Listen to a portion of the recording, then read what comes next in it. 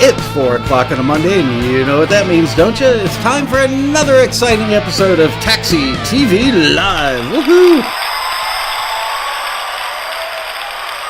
Yes, and all the zeros and ones are going to the right places. We are live, and I'm extremely happy to welcome our guest today, Mr. Trevor Fletcher, who is the Vice President and General Manager of my alma mater, Criteria Studios. And that's all the applause you have to put up with today, Trevor. I'll take any kind I can get. Thanks. I'm happy to be here. I'm glad to have you. I actually met Trevor, believe it or not, when he was a toddler, and his mom and I worked together. His mom was like studio manager. I forget what her official title was at Criteria in the mid-'70s when I worked there, but she was evil overlord.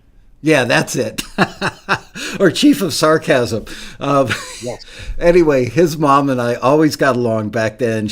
I was like 19 years old or something when I started working there. I think in 74, maybe late 74, early 75.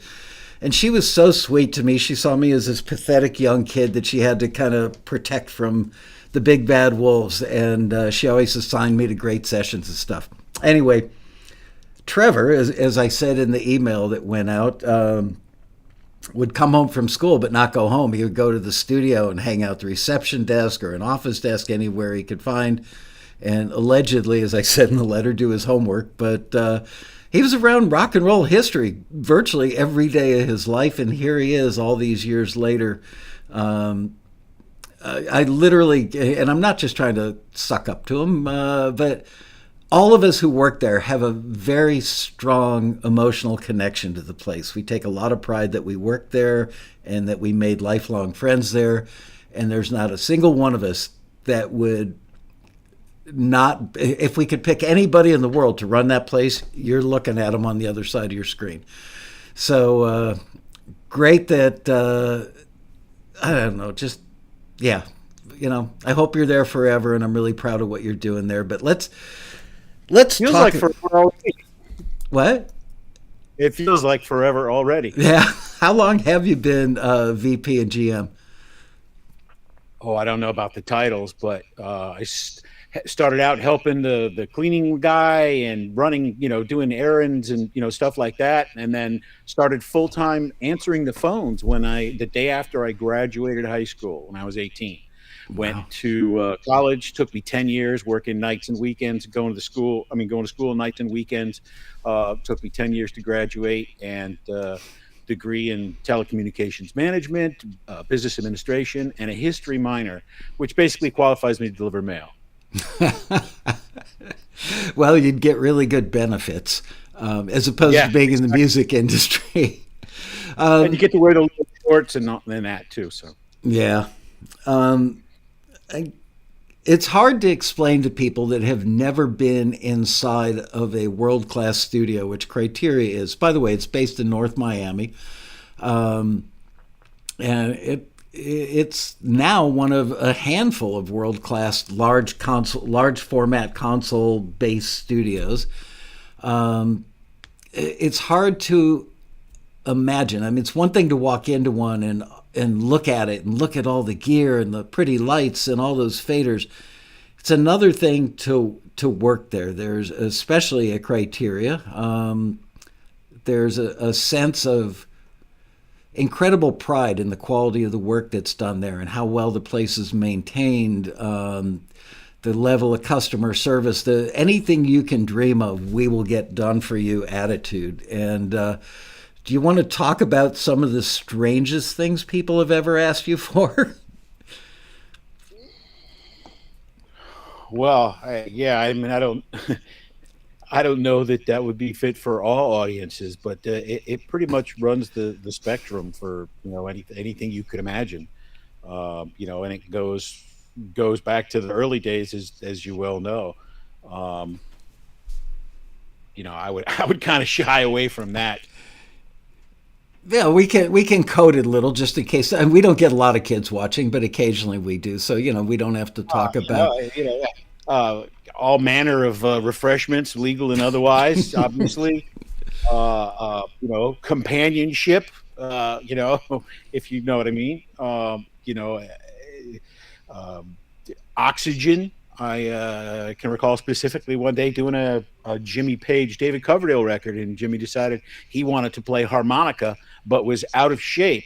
So he wanted to have an oxygen tank and mask on standby just in case he got a little too enthusiastic. So, and who knew you had to have a prescription to order oxygen? Found Wow, that I out the didn't hard know way. that.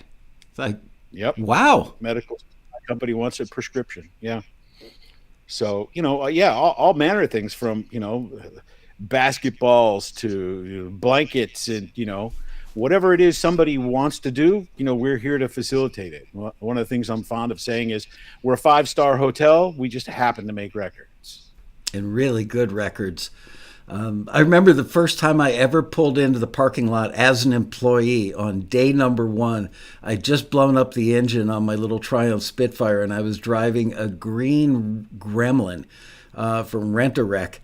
And I pulled into the parking lot, and Steve Klein was moving a 24-track from Studio A side of the parking lot over to the lobby of Studio C. And he points at me and does the roll down your window thing, and he goes, "You the new guy?" And I said, "Yeah." He goes, "Get the fuck, get out of your car." Whoa, there's something I really do in the show. "Get out of your car and take this machine over." I said, "What do I do with my car?" He said, "Leave it there."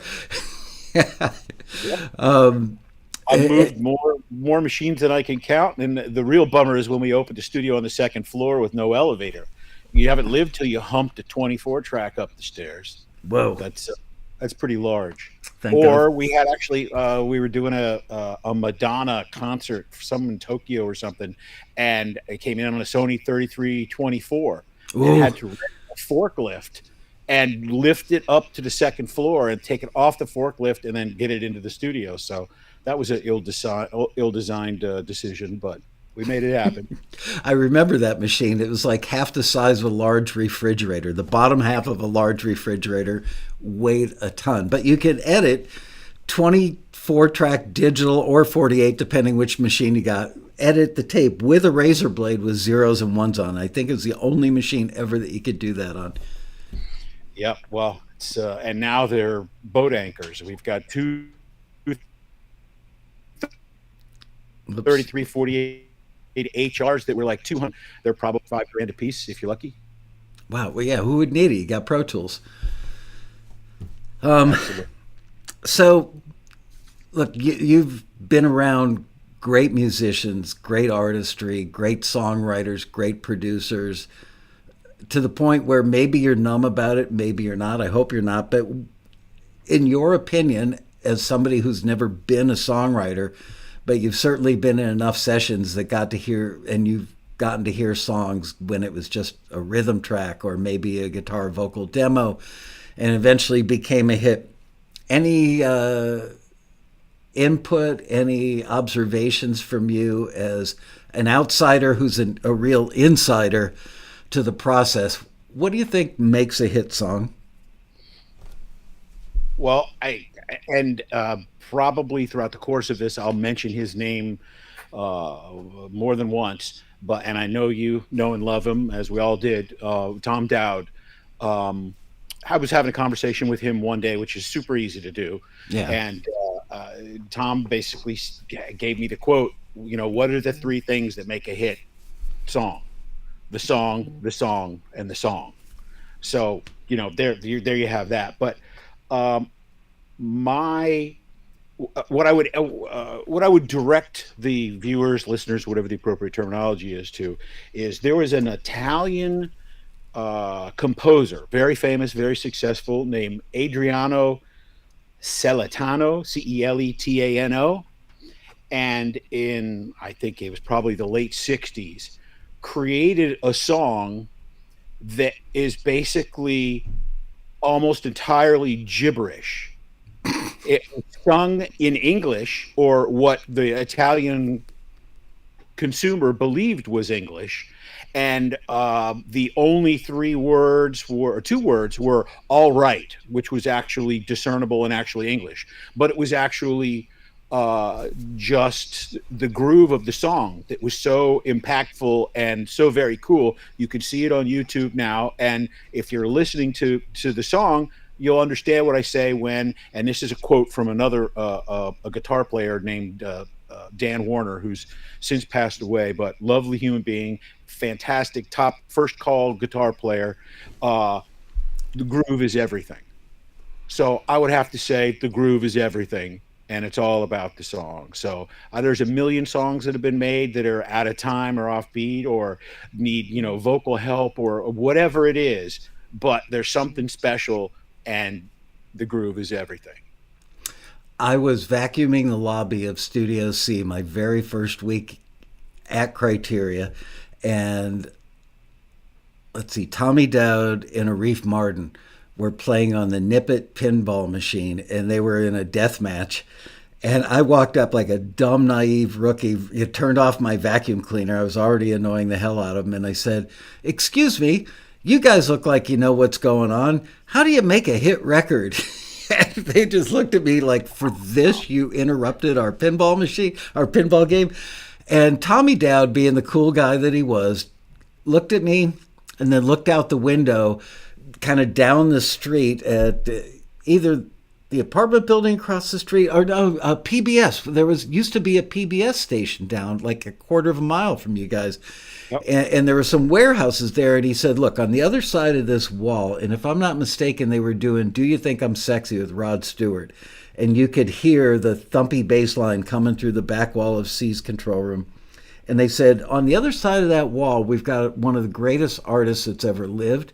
We've got the best session players money can buy, the best studio money can buy, everything the best, but we don't know if we're making a hit record. And somewhere in that warehouse down there at the end of the block is a kid with a TAC 4-track, and he's making a hit record. Do you know why?" And I went, He said, "Because he wrote a hit song. That's how you make a hit record." Absolutely. And to that Nippet pinball machine that you mentioned, which I spent many misspent hours in my youth playing when I wasn't supposed to be here. I was supposed to be someplace else. But when you mentioned how, oh, you're jaded or this and that, yes, admittedly I am, but a lot of it goes back to that pinball machine. I was playing in the lounge, that pinball machine, and the door was propped open in Studio C, and they were working on Saturday Night Fever. Wow. And we're doing like pilot vocals or writing or something. And I was out there playing, and somebody came storming out of the control room, read me the riot act to get out of there. So to this day, I'm super hesitant about impinging upon an artist's space, bothering people when they're working, going into control rooms uninvited, and learned that the hard way. So I was terrorized from a young age. Well, good etiquette, I think that the reason Criteria was and is so special, and the high level studio industry on the whole, is that you get half a dozen staff engineers and a staff of support people all working under the same roof, and they all have learned that etiquette and that respect about staying out of each other's control rooms unless they've been invited. But it's the stuff that happens back in the tech shop at 2:00 in the morning, which we won't talk about some of that stuff that happens in the tech shop. I can remember one techie back in my day that used to drop acid and go back there and fix, motherboards all night long, high on LSD, but that's a whole other thing. Anyway, it's the hanging out when the sessions have wrapped and the artists have gone home and everybody's just like, wow, that was a 16-hour day. And they're hanging out. It's like, you should hear the bass sound we got. And everybody would go into like the control room of B and listen to something that Ron and Howard Albert did that had a great bass sound.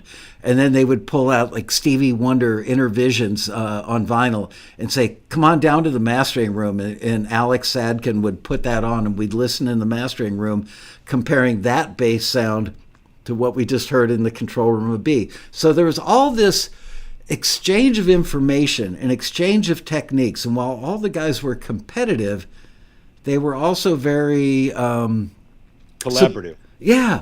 And supportive of each other. They wanted to see other guys win Grammys and have platinum records, but they were competitors. So I think that that's lacking in the world today with everybody, in home studios on a laptop in a spare bedroom or down in the basement. They're isolated from the night you and I hung out after the first night of the reunion. We were hanging out in A. It reminded me so much of what used to, hanging out with Carl and Albie after they rapped on a Bee Gees session or whatever. It's just like we were a family and we all got excited about sharing stuff. So it's sad that more people can't enjoy that feeling. And yeah, I mean the democratization of the recording, songwriting, production workplace has in large part, I think, taken that away. People, it used to be people would come and would gather in criteria. There would be an exchange of ideas, an exchange of creative fluids, if you will. There would be, a lot of interaction and bouncing ideas, and it was a very collaborative and very collegial. Now it's super competitive, and everybody wants to work in their own bubble. And I think that distinctly that there is a component that lends itself to making something that's better than can be made by one person in an isolated environment through teamwork, through interaction, through bouncing ideas, through letting the cream rise to the cream rise to the top, interacting with your peers, and working out your ideas, and all going towards the same goal. One of the things that I can see that's concrete that exhibits that is the studio. The studio used to have, it was a few rooms or whatever, and there was a lot of common areas or whatever, and you would see Stephen Stills playing bass on a Bee Gees record. You Mm-hmm. would see Dwayne Allman doing a record, playing guitar on the Sam the Sham record. These things would happen organically, and people would generally have an affinity for other people's music and what they were doing and what they were trying to accomplish, and they were open and they hung out. Now it's every room has its own private entrance, it has its own private restroom, it has its own private lounge, and that became, people want to come in and have a beef with this posse. People want to come in and I'm too cool, you can't look at me, you can't talk to me, Wow. and it's a different kind of animal. I mean, obviously there are exceptions and then there are extremes to the rule, but out of necessity, I that has transpired, and from a structural standpoint, that's kind of how the studio is designed now. And it's a shame, but I understand it. And like rap music, I'm not a huge rap fan, but I have to know, who the players are, who the producers are, who the musicians, the writers, the man, all of those things or whatever. But also I've got to know who's got to have a beef with somebody else, whose recording experience is going to be lessened by having to worry about, is this guy have an issue with me, or did he call me out on an album or a record or what. So it's kind of, it's a different time and a different era. Wow. I got to say, never crossed my mind. I can't even imagine.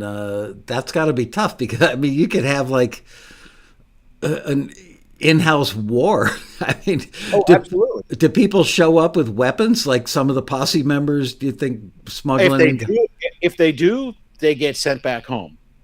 And it's an uncomfortable thing. It's very difficult. It shouldn't happen. People should. I mean, we have security and all of that, but it's not cool. And we try and tell people.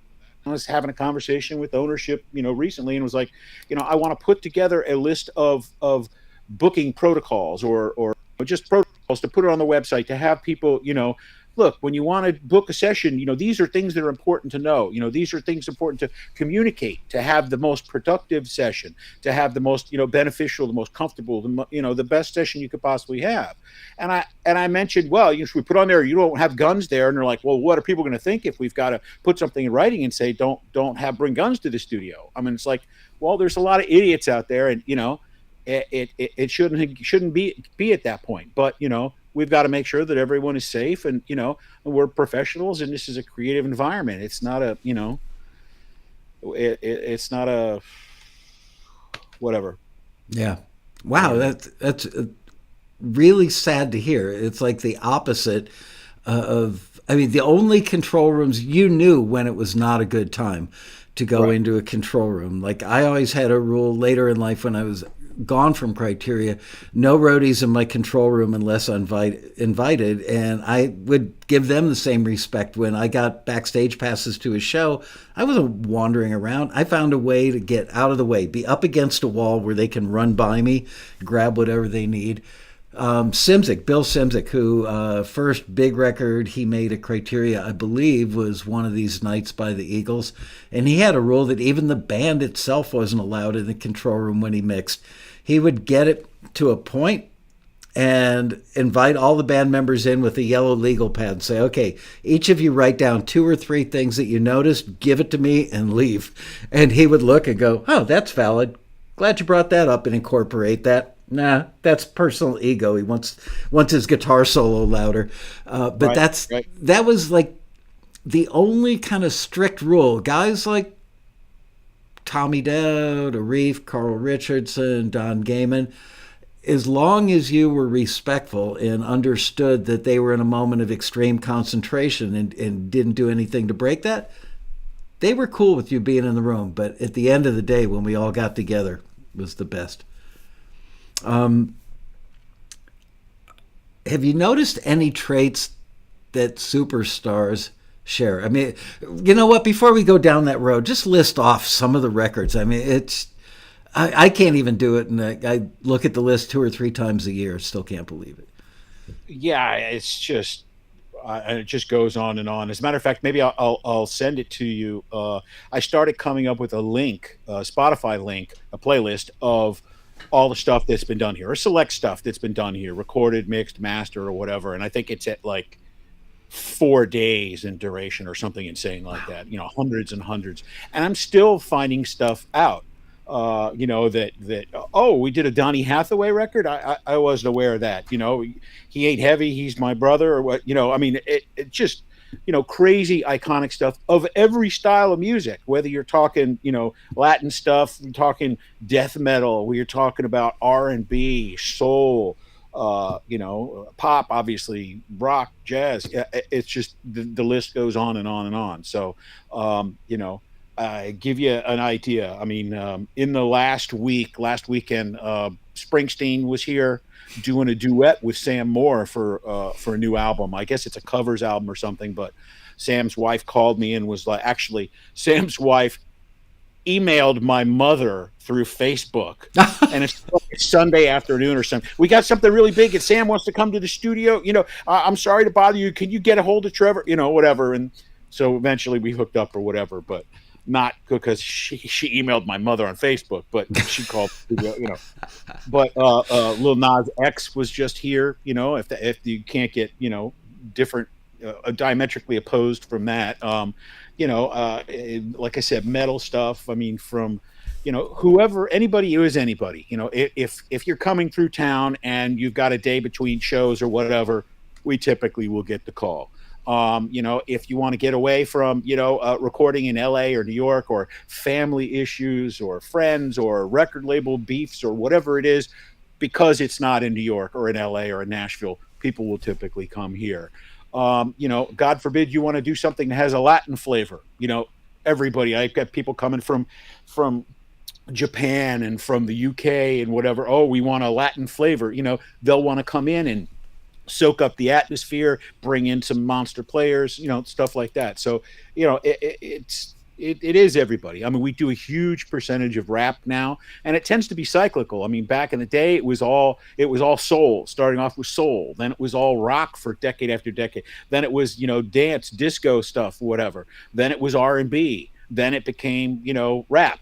So, and we do, all kinds of rap from people from all over the world, from, France and Israel, the United States, Mexico, huge, Puerto Rican, Colombian, a lot of reggaeton stuff through the roof. So, if odds are, if somebody sells 5-10 million records, they're probably either a client or are in the room currently. I I put in the letter, and I'll see if I can do some more beyond this, but the Eagles did a substantial body of their work there, starting with starting with One of These Nights, and then the majority of Hotel California was done there. And actually, the song Hotel California, I recall Bill telling me that it was recorded like, I don't know, 21 times or whatever, that the final time that they actually got it right was in Studio C. Nice. And he loved that room. And it's funny because Studio C has the smallest actual recording room, live room of any of the rooms, I believe. D didn't exist when I was there. All we had was A, B, and C had the smallest live room.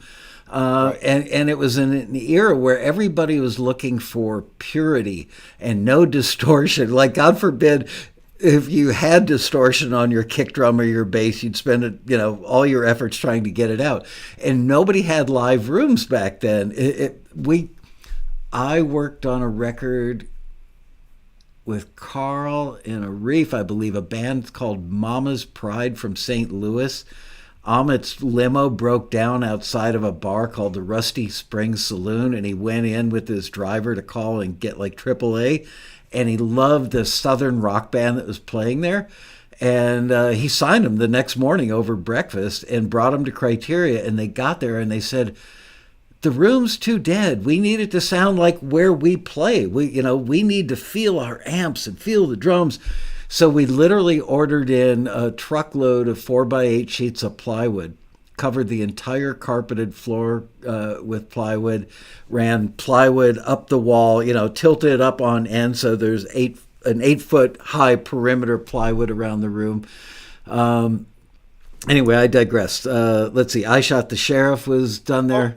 Want stories along those same lines? The room is too dead or too live. Oh yeah. And now the record, we've got big rooms, small rooms, live rooms, dead rooms. So there's a reason Baskin Robbins has 31 flavors. So we've got a bunch of different live rooms or whatever. But I was probably 1995 or so. Still had an answering machine. So I had an answering machine message. I woke up in the morning, played back my message. It was the assistant engineer. We're doing a Jimmy Page, David Coverdale, same album for the Oxygen Tank, by the way. And I got a message from my assistant. Hey, it's 4:00 in the morning. Jimmy thinks the room is too dead, Studio E. So we ripped all the carpet out. I hope that's okay. And I came in the next morning, and all of the carpet and all the foam padding was piled up in the parking lot. That record ended up being great, and Geffen bought us wood floors. So there you go. Nice.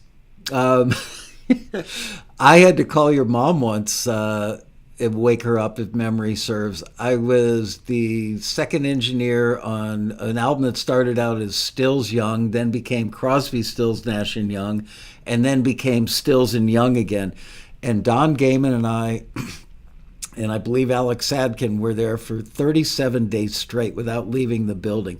I had people bringing me grocery bags with changes of clothes because Crosby and Nash would work a 12-hour day, and then Stills and Young would come in and work a 12-hour day. And the only time all of them were there is if they were cutting tracks, which they did pretty much full band live in the room. Anyway, everybody was taking a break. Everybody went home. And Stills, in a incredibly sensitive moment, came up and put his arm around me and said, "You live like over an hour away." I think at the time I was living off of Southwest 160th in Perrine or something. And he said, "You live like an hour away, right?" And I said, "Yeah." He goes, "Why don't you come back and crash? I'm renting a mansion on Miami Beach. Come back and crash at my place." "Wow, thanks, Steve." So I go back to his place. About an hour or two later, I'm sleeping on a couch on the right when you walk in the door. I couldn't even make it upstairs. And he's shaking me, and I opened one eye and went, "Oh, crap, what do you want?" And he goes, "I got an idea for a song. We need to go in a room." And I said, "I don't want to disturb any of Don's stuff on the console." He goes, "Call Margie, get another room." So I called your mom, woke her up. It had to be 2 or 3 o'clock in the morning. I'm sure it wasn't the first time she got woken up during those hours. And said, "Marg, I need a room. Stills wants to go cut something." And she goes, "With what?" And I said, "Just him and a guitar." "All right, use Studio C. Don't use more than 3 faders. Stay away from anything that's set up on the console." And I barely knew how to run a console at that stage of my life, and had to sit there with Stills doing down, down, down, down, down, down, down, down, down, down, down, down, down, over and over and over for hours. Anyway, So yeah, your mom, you've become your mom, because you're that 3 o'clock in the morning phone call. We need to take the carpet out, Oh yeah. whatever it takes. But yeah, that's I think that's the catchphrase, whatever it takes. Yeah, I mean, and 37 hours straight, it doesn't happen as frequently as it used to, but it still happens. I was actually reminded of it the other day. We did a Missy Elliott album. I think it was called The Cookbook, and she somewhere in the credits made alluded to thanks for the bedroom or words to that effect, thanks for the bed or something like that. And my girlfriend was a little bent out of shape about it, but no, it was basically because she and Timbaland were here for these marathon sessions, and she was like, man, I can't drive back to my house and then come back here, so we built, outfitted a room with a bed and stuff, and blankets or whatever, and she would go in there and crash when she was toast, and then get back up and try and keep up with those guys. So it's a recurring theme. yeah, probably less. I mean, correct me if I'm wrong, but I would imagine the cocaine scene in Florida has calmed down quite a bit from what it was in like 75 through 82. Yeah, yeah. Yeah, back then the entire city was fueled with cocaine. Well, there's a saying that the skyline was built by the import export business in South Florida. And the car dealerships, oh my gosh. But that's a whole, we could do an hour on that. Okay, so you've seen megastars. What traits need do superstars share was your question. Yeah, have you noticed? There's a fine line between genius and insanity, and a lot of these people, I don't believe that you can stay on one side or the other of that line for any extended period of time. If you're that close to it, I think you're bouncing back and forth. Everybody's a little weird, like the technicians. We've got a large staff of techs, audio technicians, electrical engineers and stuff.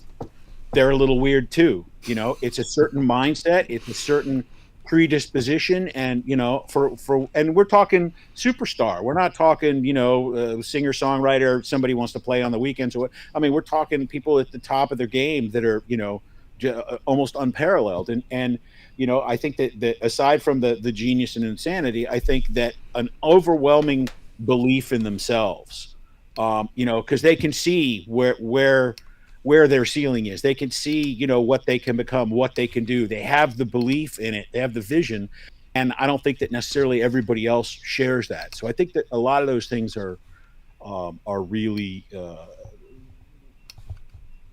present in the people that have reached that level of superstardom, if you will. And producers, you've watched a lot of the people on Criteria's staff go from being a gopher, doing pizza runs and carrying trash out, to becoming assistant engineers, to becoming first engineers. And then someday some artist that's working with them says, you contributed a lot. I'd like to make you a co-producer on this record. And that's the launching pad for the rest of their career. Have you noticed any similarities? Because so many of the people watching today are home producers. Any similarities amongst the people that you've watched grow up into world-class producers?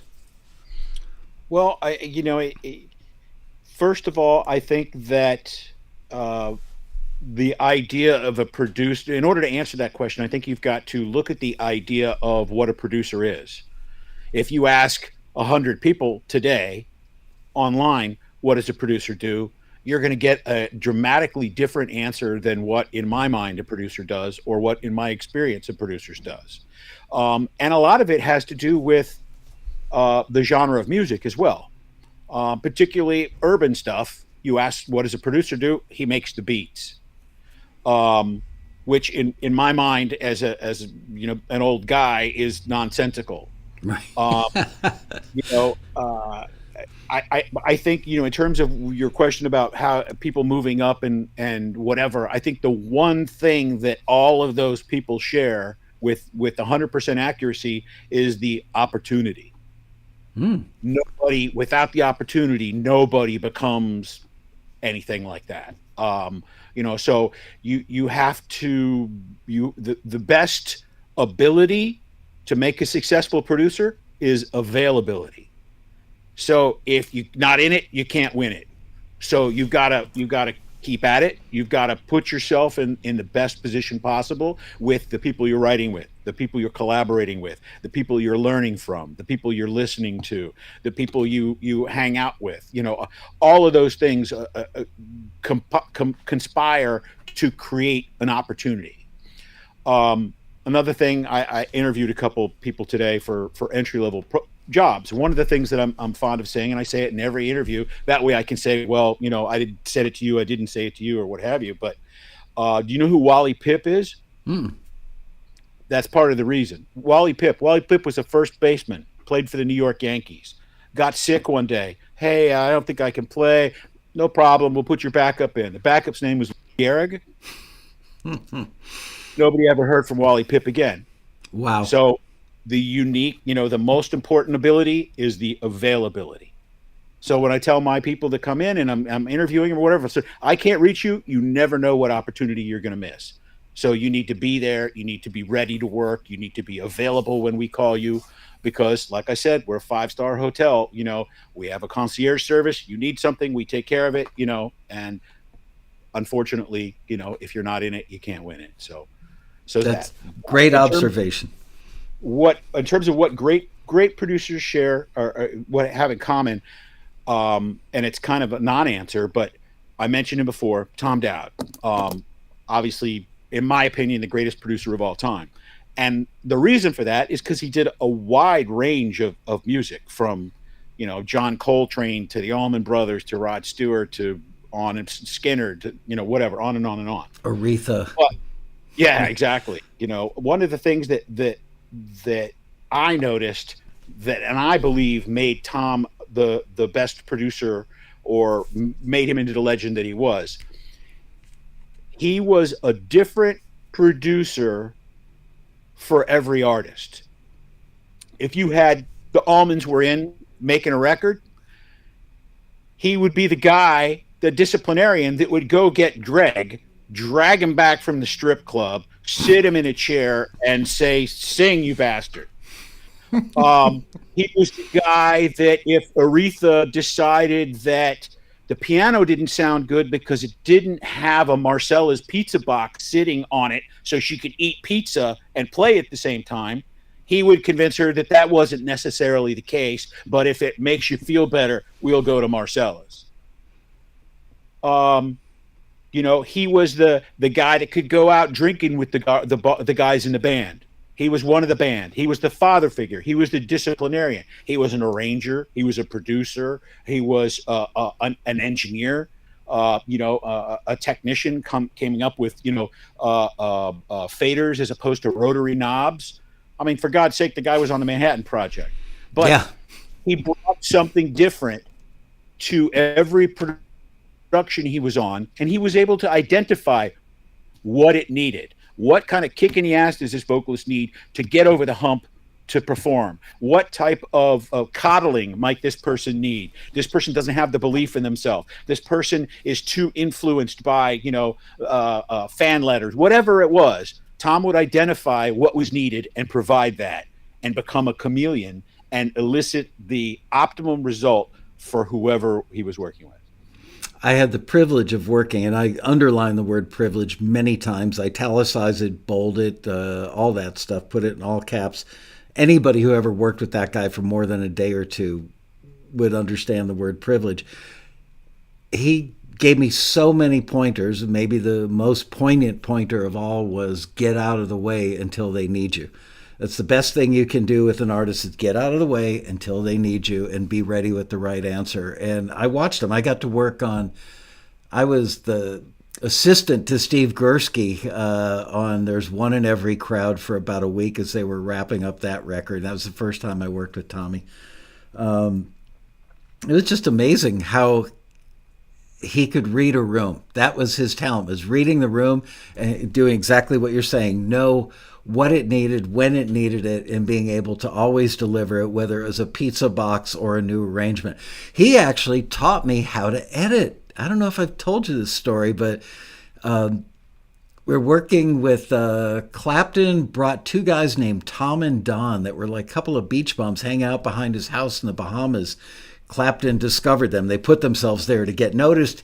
He fell for it. They were talented. He brought them to Criteria, signed them to his production company. They were going to do a record on RSO.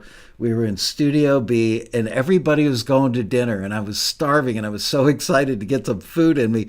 And Tommy looks at me and goes, "You want to learn how to edit?" And I went, "Now?"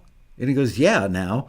So everybody else left. There I am sitting in the control room, and there was a song, I think it might have been called Better Things, remembering that from 38 years ago or something. Whatever it was called, it had a drum turnaround, like a 3-count, 4-count, coming out of the bridge going into the last chorus. And Tommy said, "I'm going to show you how to make a good song into a great song with a razor blade. Sit down at the machine." And I'm sitting there, just my palms are sweaty. I look like the guy in the movie Airplane with sweat dripping down my face. I've got one of the greatest producers that has ever lived standing literally at my back watching me go, rocking the reels back and forth, and I'm taking the grease pencil, my hand shaking, I'm trying to mark where I should cut it. And he goes, "Oh dear God, you're killing me here," And he showed me a trick of just taking a little grease from the side of your nose, put that little smudge on the tape. He said, "You don't need a grease pencil, your face is full of grease." So anyway, he had me pull that thing out and take it up to the beginning of the song. So it was white leader followed by boom into the song. Immediately got your attention and said, "This is going to be a great song." That's the kind of guy Tom Dowd was, that he would take a 20-year-old kid, and he could have gone to lunch with everybody, would have been paid for on the label's tab. He could have ordered, $200 bottles of wine and just been the guy at the table. But instead, he deemed it was the right thing to do to stay behind and not be cool and teach a 20-year-old how to take a good song and make it into a great one. That was the essence of that man, I think. And 50 years later, you're sharing that and you're still talking about it. Yeah. And I've passed along that ethos to every young person that I've ever hired. So much of what I've imbued, especially my assistant engineers in my post-criteria years, everything I taught them, I learned from Tommy and Arif and Carl Richardson, Albie Galutin, all those guys, from Mac himself, from your mom, everything. I owe that place my entire professional life and probably my personal life to some extent as well. You mentioned earlier... What? You want another Tommy story? Yeah, absolutely. I could listen to those all day long. Yeah, because there's no shortage of them. But so we upgraded. We used to have MCI equipment everywhere, and now it's all SSL. And this is probably, 20 years ago or something. We're tearing out all of this old MCI junk, and nobody wants it. It's like because we were on the street from MCI, they used to bring over equipment and test it, and stuff would blow up and start smoking and whatever. So we always had like an abundance of like surplus bad stuff or whatever. Yeah. So we had this giant box of parts or whatever, and Tom came walking through the shop one day, and he was like, what is all that mess? And it was like, "Oh, it's a bunch of MCI parts or whatever. We're going to get rid of it. We're going to have to trash it or something. We don't really have any use for it or whatever." And he said, "Oh, no. You see, can't do that. My friend Ray uses all that crap. Let me give you his phone number and, give him a call and you can ship it to him and get rid of it like that." And I was like, outstanding or whatever. And he gives me a slip of paper or whatever with Ray Charles's phone number on it. Call my friend Ray. Send him that box of junk. That's funny. And I bet you it was mostly repro cards from the multi-tracks. They were the weakest point. Yep, all kinds of crap. But that was too. It was just like, and you could be anybody and say, "Hey, Tom, how you doing?" And then 3 hours later, it was me and Clapton were on the boat, and you wouldn't believe, and it was just a wonderful person, would talk to anybody. Yeah. And genuinely was interested. He wasn't doing it to be a glad hander. The guy, he was king of the world, but he would talk to a 20-year-old. What are you doing this weekend? Okay, so going back to great producer, or the definition of a producer, what they used to be back in my day, and I want to hear how they're different today, but back in my day, it was the producer interfaced with the A&R person in the label. The producer managed the budget. The producer helped the band decide, or completely decided which songs were going on the record. Producers interfaced with A&R people and managers to help find songs, bring them onto the project. The producer was the father figure, the psychologist, could have been the engineer as well, or if not, the person who sat next to the engineer and said, I think we need more bottom end on that kick. This song really calls for that. So the producer back then was kind of like a movie director and a movie producer rolled into one person. What is a producer now? It depends. It depends on the genre. It really does. And it also, interestingly enough, depends on their level of success. I mean, if you've got a Rick Rubin in a room and he said, no, do it like this or whatever. Okay. I'm listening to you, he's got the clout to make it happen. If it's a producer, and because I think that if, for example, 20 or 30 years ago, there was, 500 producers in the world, there's now 5 million, or 500 million or whatever, so everybody uses the terminology very loosely. Back in the day, if you were a producer, it means you earned your stripes. It meant you came up through the bottom. You learned, you probably played an instrument. You could probably read music. You could probably look at a general ledger. You could probably determine, how much money you were going to allocate for housing, and, you were involved in the budget. You were, all of those things or whatever. Whereas now, a producer might just be a guy who cranks out a beat and it gets sent to the artist. Nobody sees the producer again. The producer's vision is not one that's complete or whatever. It's just some guy who made up a beat and sent it to somebody and made $50, $25K, whatever it is. So that was a producer. The producer may or may not be present in the studio producing vocals. Of course, there may be a vocal producer now who's working on, the pronunciation, who's working on the phrasing, who's working on the breathing. But now there's vocal producer. There's people that tune vocals specifically to make you believe that you know what you're doing.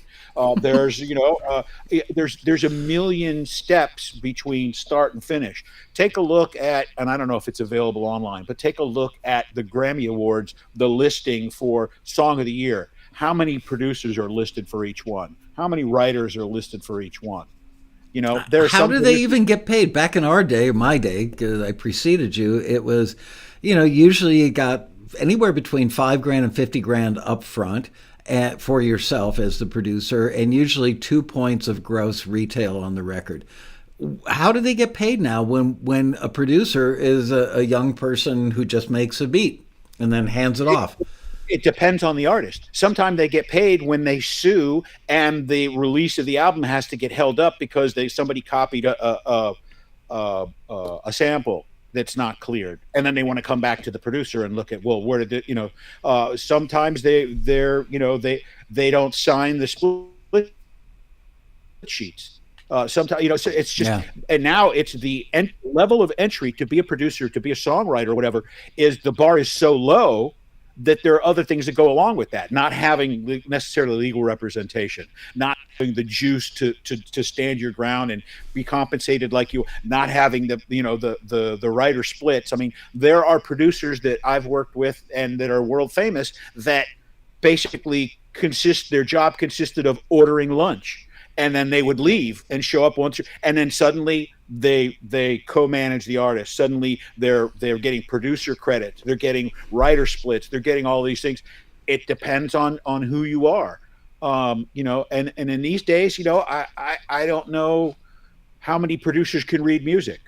I don't know how many producers play an instrument or bang on an MPC or, are really good at Ableton or Fruity Loops or Logic or whatever. And they create these things. But if they were given an instrument and sat in front of a crowd, they would be worthless and be unable to produce anything of note or certainly anything pleasing to listen to. So the title or term of producer, I think, has de-evolved to the point now where it can mean virtually anything. It's very sad because it degrades that climbing the ladder, learning the craft, and having pride of work in your workmanship that we all experienced back in the day. And I don't want to be that old guy, sitting around. Well, back, during World War II, I don't want to be that guy. But it's all about gratification. I have people that come here that work for me to come out of schools or whatever, and I've had people come from a million different schools. Some of them were geniuses and some of them were idiots or whatever, but everybody wants to grasp the golden ring as fast as possible. So people now are willing to make shortcuts, and the shortcuts, people come here because they want to work with the best equipment. They want to work in the best acoustically viable rooms. They want to work with the best engineers, producers, and other people or whatever. But now you've got somebody making a beat at his house and needs somebody to come in and engineer. They're going to make 2 or 3 times an hour what they're going to make here, doing all the grunt work, learning all the stuff. And people are predisposed to jumping right over the life of hard knocks and go make that $20 or $40 an hour or whatever it is, because they're looking at the money and this is my big opportunity, without any acknowledgement that there's a system in place in terms of apprenticeship, in terms of learning how things are supposed to be, learning from the best. Everybody just wants to get out there and do it, and nobody wants to take the time or effort, and obviously not nobody, but you know what I mean. Yeah. But take the time and effort to get there. Instant gratification. You can record a record and have it, on DistroKid or on Spotify or SoundCloud or whatever, miraculously, almost instantly. Yeah. And it's that's what the industry has become about. Wow. You've depressed me, but it gives me hope that you're there. Yeah, back in my day, playing the old guy card again, you didn't get... And by the way, I am wearing a Criteria hoodie today in your honor, and I've got the logo right there. Logo on the back of the sweatshirt, but I've also got the Studio A background up with the big logo on the screen. Thank you for the hoodie. But you didn't get a T-shirt the day you started there. That was something that you earned. Yeah, you had to be there for at least 30, 60, 90 days and have a vibe amongst your coworkers. Like, this guy's not an idiot. He could be one of us. And when you pulled off something good, when you cleaned a room extra good, or you cleaned a room that nobody asked you to, or you wrapped cables because you could either sit around and smoke weed out behind the building with the other guys, or you could be wrapping cables till 2 o'clock in the morning. You wrapped the cables because it was the right thing to do. If somebody noticed, that got you the T-shirt. Kind of like on, oh God, what's the show right now with Kevin Costner? Yellowstone. Yellowstone, right. Yeah, the ranch hands, you get branded, literally branded. That means that you've earned the right to be a part of that very exclusive club. Nobody's bragging about it. Made man. Yeah. Or woman. Oh, man. Oh, God. I love everything about where you are. Anyway, so, okay, you're talking about people making music at home, and you're right. Anybody can watch YouTube videos, even me. I must confess that a couple of years ago, I got a new laptop and I ordered it with Logic, and I rarely have the time to sit down and learn it well. But this year, the week between Christmas and New Year's, I sat down, and my wife was out of town and came back like on January 2nd. So I had a week to myself where things were kind of slow at the office. I spent Christmas Day sitting at a laptop with a microphone and acoustic guitar, and Logic opened up, and watching tutorials. Anybody can learn this stuff, but I realized as I was learning it, I've got the craft of how to EQ. I understand what microphones do. That's maybe my strong suit is microphones. I've got Carl Richardson to thank for that. So all the other people that are learning that don't understand the physics of a room, the physics of sound in general, don't understand the physics of reverb, delay, all those things that when you come up through the ranks and you learn from the best in the business, you can learn shortcuts on YouTube, and you can have somebody explain what a reverb tail is, all that stuff. But I can't believe... Well, you know what? Criteria's very existence is all the proof we need that at some point, even though people can get pretty far down the road and they're having some great records made in home studios, large format studios like Criteria exist. Why?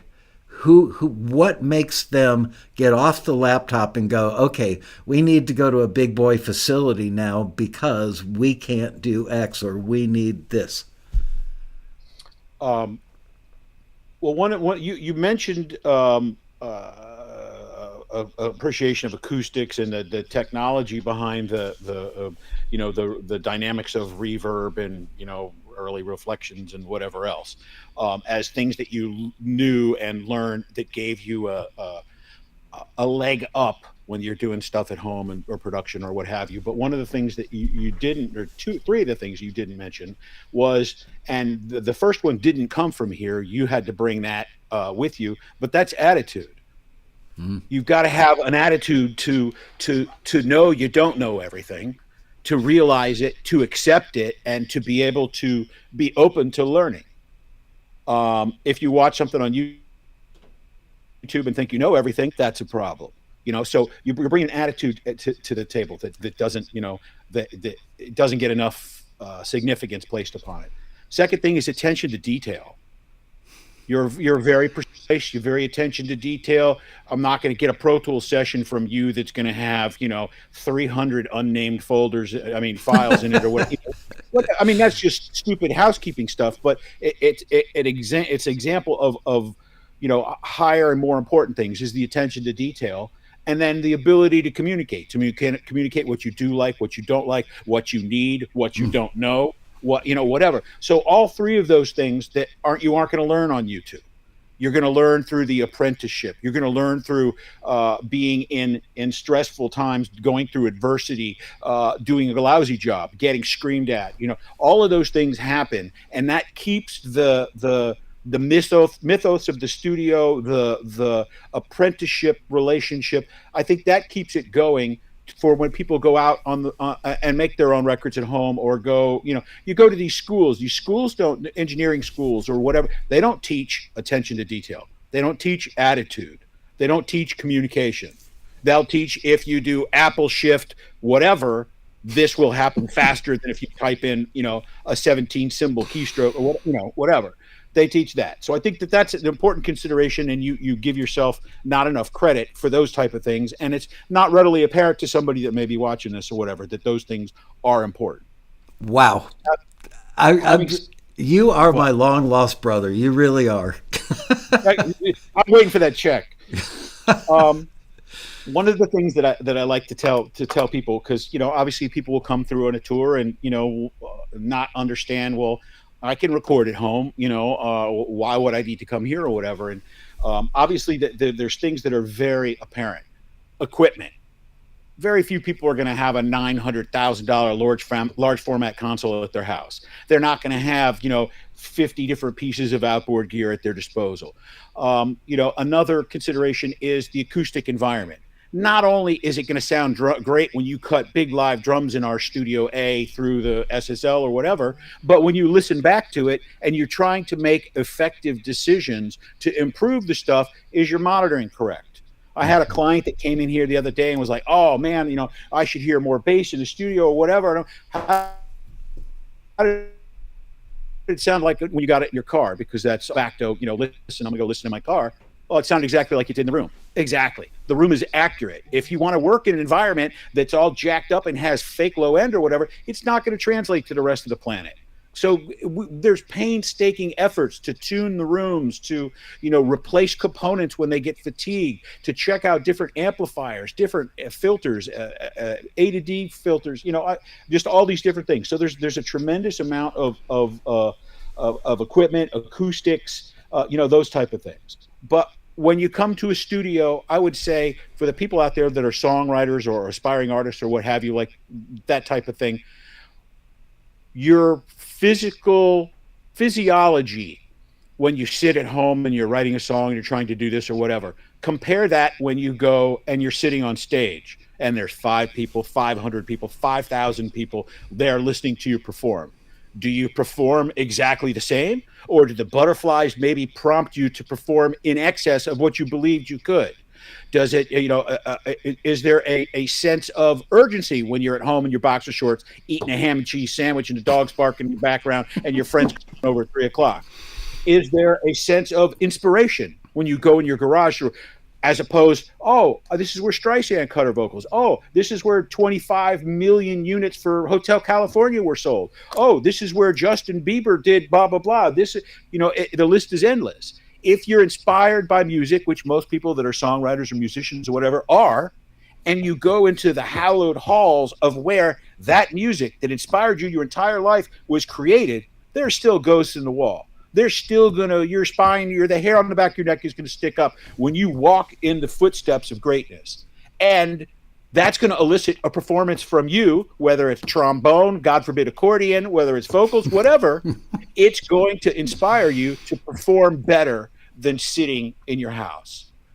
Which is not to say that if you're writing a great song, that the song's not going to be great. But if you bring a great song in here, it's going to take it to its full potential.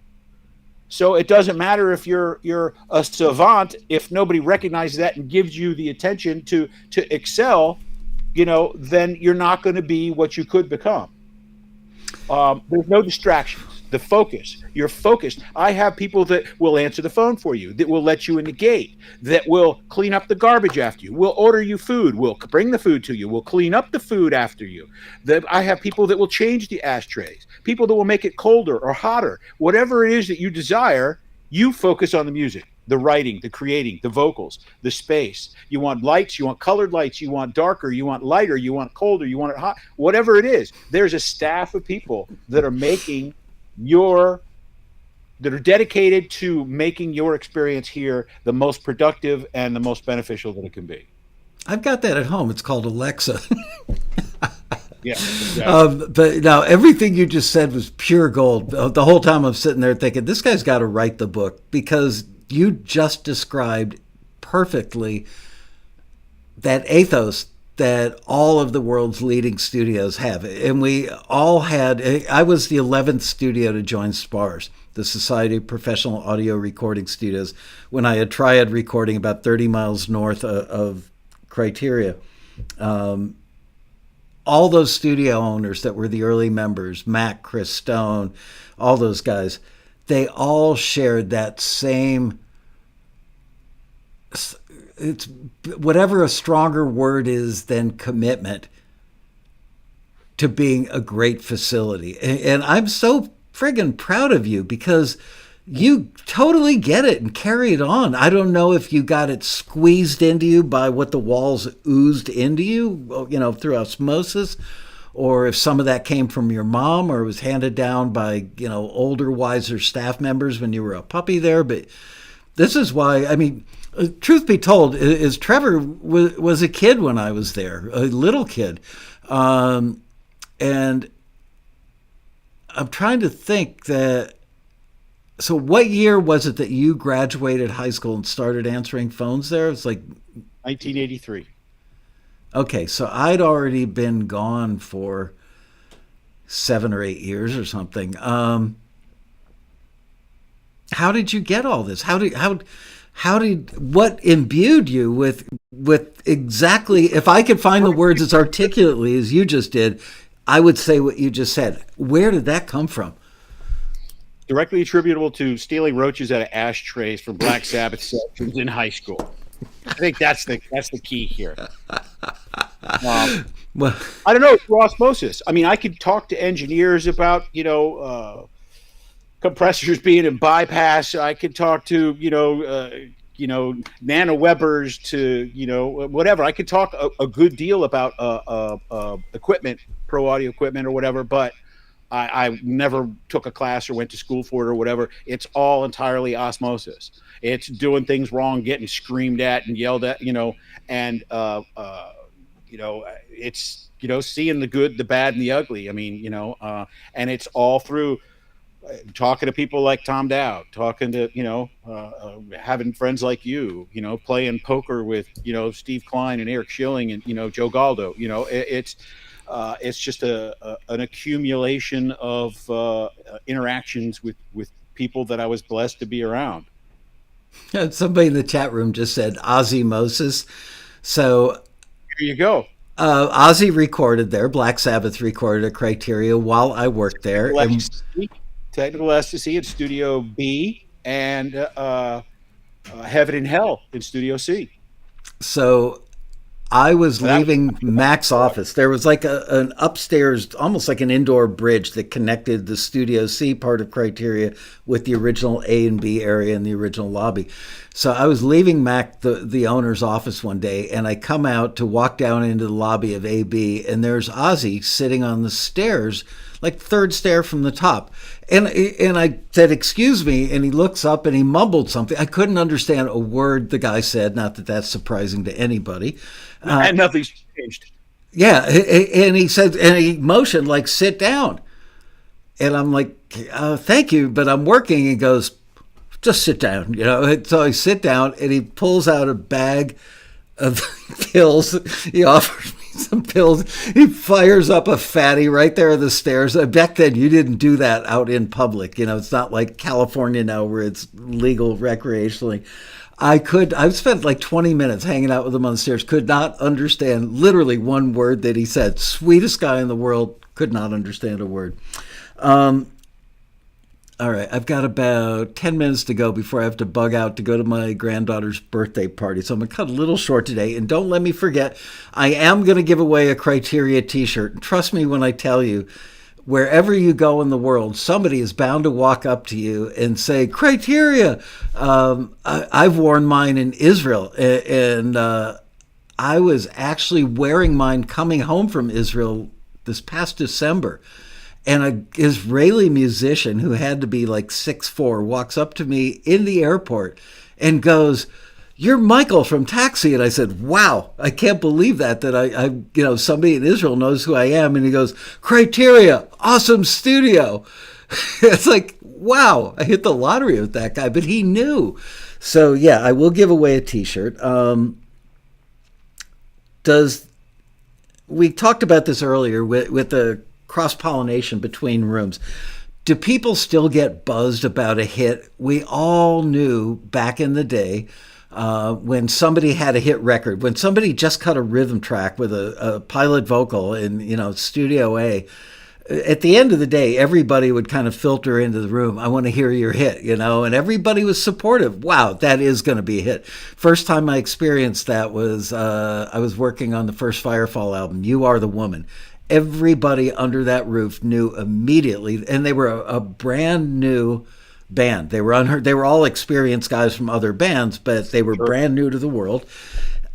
Does any of that happen now, or are things so isolated with private studios, private bathrooms, and all that excitement that's shared and commingled amongst the different rooms still there? Well, it does happen, but it's much more confined to a fewer number of people because, like, for instance, I mean, there's a record we're making, or an album we're making. I hate that when people call a single song, they call it a record. Right. I mean, for me, a record is a record. It was a compilation of 10, 12 songs, whatever. So we're actually making an album for this artist, and the assistant comes out and was like, "Look, you're really toasty. I'm going to rotate somebody in. We're going to take a day off or whatever." No, I don't want any days off. I was like, "Well, yeah, I get you like the overtime." He said, "No, this is going to be an important record."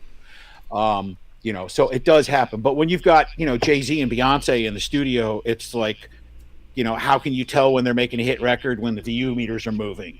So it's a matter.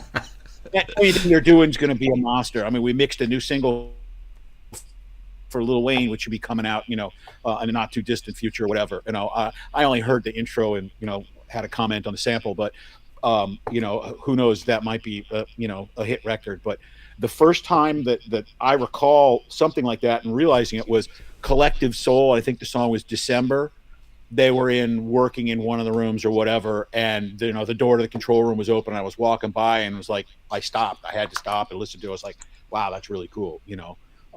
So It really just depends. But when Springsteen's in a room, whatever, singing or whatever, you can rest assured that something magical is going to happen. So when you get to that level, but typically everything is isolated. Nobody wants this person to hear their stuff or whatever.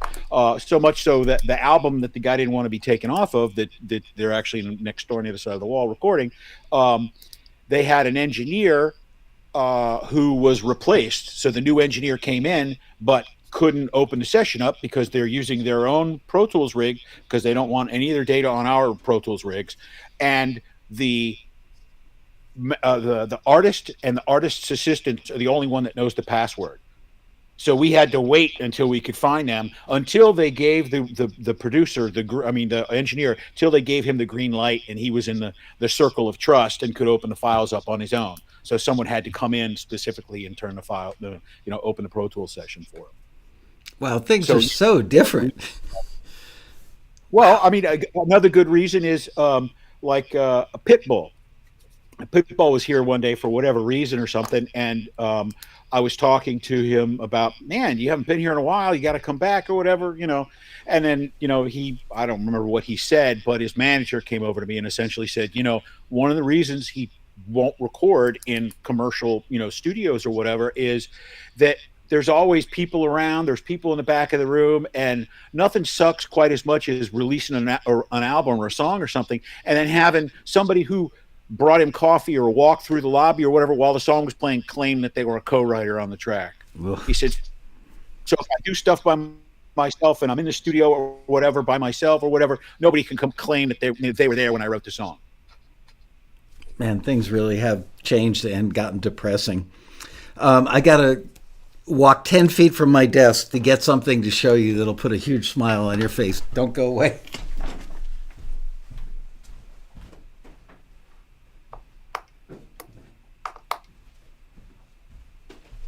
Can't see if anybody's on the online chat. So, oh, nice. The vinyl. That's nice. I can't see if anybody's on the chat, so it might just be me, you, and my mother on the stream. So no, there are over 100 people in the chat, I believe. All right. Nice. Check this out. I can't see. What does it say underneath the logo? Neil Young Roughs. Criteria, the best studio in the country. And that was back in this was probably 1977. I was working at Triad Recording in Fort Lauderdale with Neil Young on the Comes the Time album.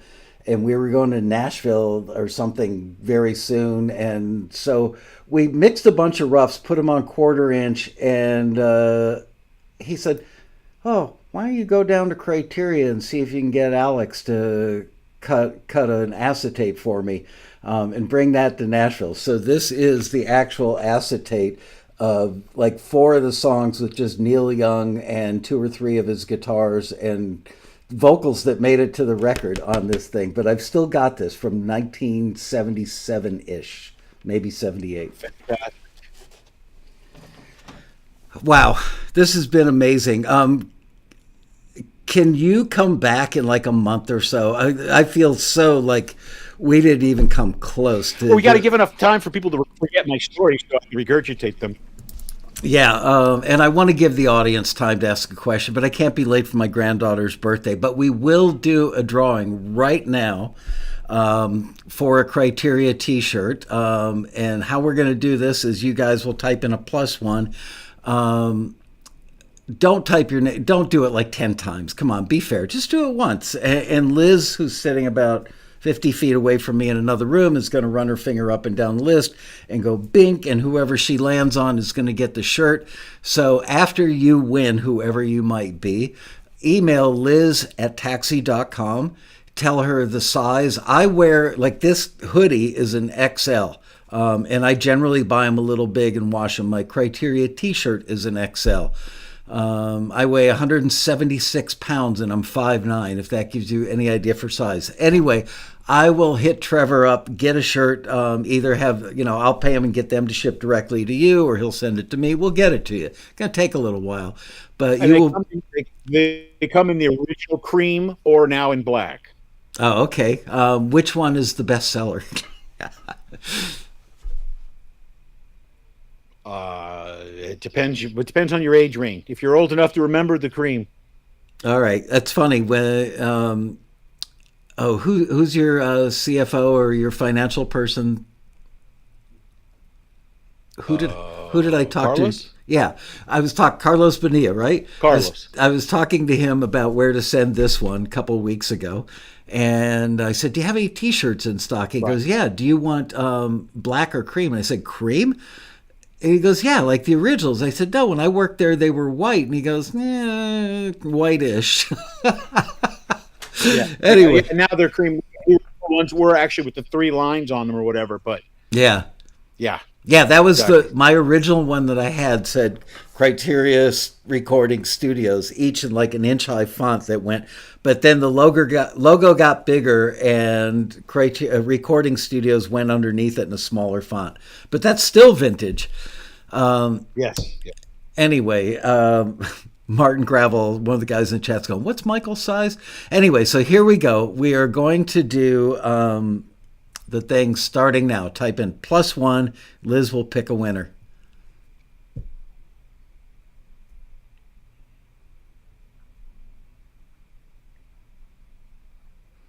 And while they're doing that, Margie, if you're watching today, I love you.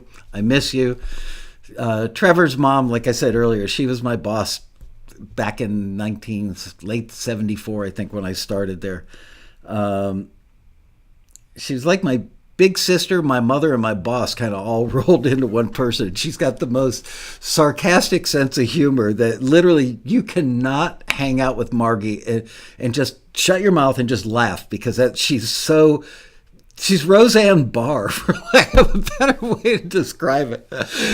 She is. She could be completely inappropriate in the most endearing way, and I love her for that. But it tells you a lot about the place that all of us who were worked together back then 35, 40 years ago are still close friends now, even though we haven't been in the same room together other than the reunion that happened 2 or 3 years ago in decades. And yet we're all still friends that would take a bullet for each other. All right, the +1s have stopped rolling in. Liz is probably going like this right now. I will find out momentarily who the big winner is. Brian Langill. Congratulations, Brian. Trevor, I cannot begin to tell you how much I've enjoyed this and watching the people in the chat are going, "This is the best one ever." Um, I love hanging out with you. You are everything Criteria deserves rolled into one guy, and I love the way you're preserving the ethos, the history, and still making great records under that roof. I will call you. I got to dash off now to go to my granddaughter's birthday, but I'll call you tomorrow or the next day, and let's set up something for like a month from now. Will you come back and do more stories and do some audience Q&A? I have to consult my social register, but I think I can manage it. Awesome, man. Well, my love to you, to your mom, to any staff members that I might know, which is probably nobody at this point, but just I would come down, love to come down sometime and just meet your staff and just let them know, if they don't already, how incredibly lucky they are to have you at the helm of that place. You're the perfect guy and the only guy that could give it this much heart. And just so proud of you and grateful that you were able to join me today. Ladies and gentlemen, Mr. Trevor Fletcher, live from beautiful Criteria Studios in Miami, Florida. Check it out. Is the website back up yet? If it's not today, it should be within a week because we're trying to figure out a way to do the merch stuff online. So and it got a little problematic with the web provider. So hopefully it should be. But it's been 20 years since it's been up. So I've been What's another day? Well, how can people go online and check out the studio? Just so you know, who knows? I mean, we've got world-class artists in Taxi, and they may need a real room to go mix a record or something. So how do they find you on Facebook? It doesn't have to be world class. I'm fond of saying talent is optional. Not under that roof, buddy. Anyway, Trevor, thank you, and I will see you soon. Thank you, Ladies Mark, and for having me. gentlemen, Thanks for joining us. Trevor Fletcher.